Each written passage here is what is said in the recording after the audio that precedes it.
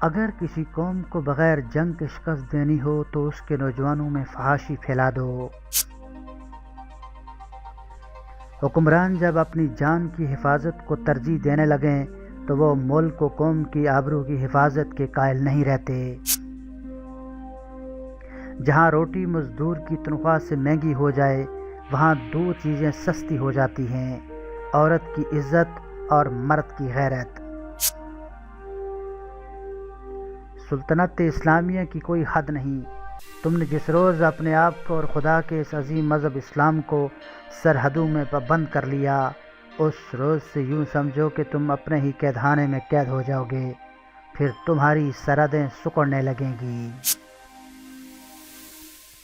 اسلام تلوار کے زور سے پھیلا تھا یا نہیں، لیکن اسلام کے تحفظ کے لیے میں تلوار کو ضروری سمجھتا ہوں۔ جس قوم کے شاعر بھی وظیفہ خور ہوں اس قوم کے لیے ذلت اور رسوائی ہے۔ قوم کے شہیدوں کو اور قوم کی مظلوم بیٹیوں کو بھول جانے والی قوم کی قسمت میں کفار کی غلامی لکھ دی جاتی ہے۔ جہاں حکمرانوں کے دماغ پر بادشاہت کا نشہ ہو وہاں سرحدیں سکڑ جاتی ہیں اور تخت و تاج کی خاطر حکمران اپنے مذہب اور اپنی غیرت کو بھی ترک کر دیا کرتے ہیں۔ غداری کی سزا اسے دی جاتی ہے جو ملک اور قوم کی جڑیں کاٹے اور دین کے دشمنوں کے ہاتھ مضبوط کرے، خواہ حکمران خود ہی اس کا مجرم ہو، وہ غدار ہے اور سزا کا مستحق۔ قوم کو رعایا نہ کہو، قوم کا ہر فرد اپنی جگہ بادشاہ ہوتا ہے، کسی بھی شخص کو قومی وقار سے محروم نہ کرو۔ دو لعنتوں سے بچو، مایوسی اور ذہنی عیاشی۔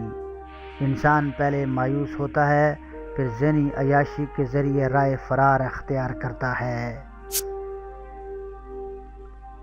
اسلام کو سر بلند دیکھنا چاہتے ہو تو دوست اور دشمن کو پہچان لو۔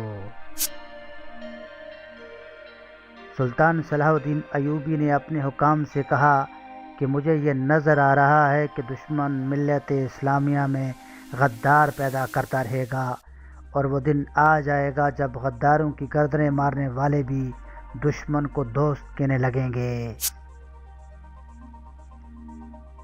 امت جان دینا جانتی ہے، یہ سرفروشوں کی امت ہے، مگر ایمان فروشوں نے ہمیں زنجیریں ڈال رکھی ہیں۔ سلطان ایوبی نے اپنے سالاروں سے کہا کہ وہ وقت بھی آ جائے گا جب فوج بھی عیاش سپاہیوں کا گروہ بن جائے گی اور اس کے سالار دشمن کے ہاتھوں میں کھیلیں گے۔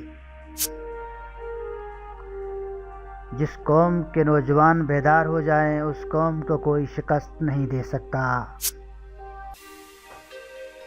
یاد رکھو میرے دوستو، فوج بغیر قوم کے اور قوم بغیر فوج کے دشمن کے لیے آسان شکار ہوتی ہے۔ مجھے نظر آ رہا ہے کہ فلسطین کا خطہ امن سے ہمیشہ دور ہی رہے گا۔ دشمن سے پہلے غدار کو ٹھکانے لگانا ضروری ہے۔ ایک جاسوس دشمن کے پورے لشکر کو شکست دے سکتا ہے اور ایک غدار اپنی پوری قوم کو شکست کی ذلت میں ڈال سکتا ہے۔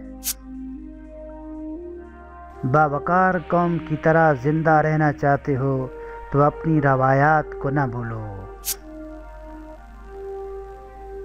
دفاع کا بہترین طریقہ یہ ہے کہ تم دشمن کی سوچ سے بھی پہلے اسے دبوچ لو۔ مزید ویڈیو کے لیے ہمارے چینل کو ضرور سبسکرائب کریں، گھنٹی پر کلک کرنا نہ بھولیں تاکہ ہماری ہر آنے والے ویڈیو کا آپ کو معلوم ہو سکے، ویڈیو کا نوٹیفیکیشن آپ کو مل سکے۔ دیکھنے کا بہت شکریہ۔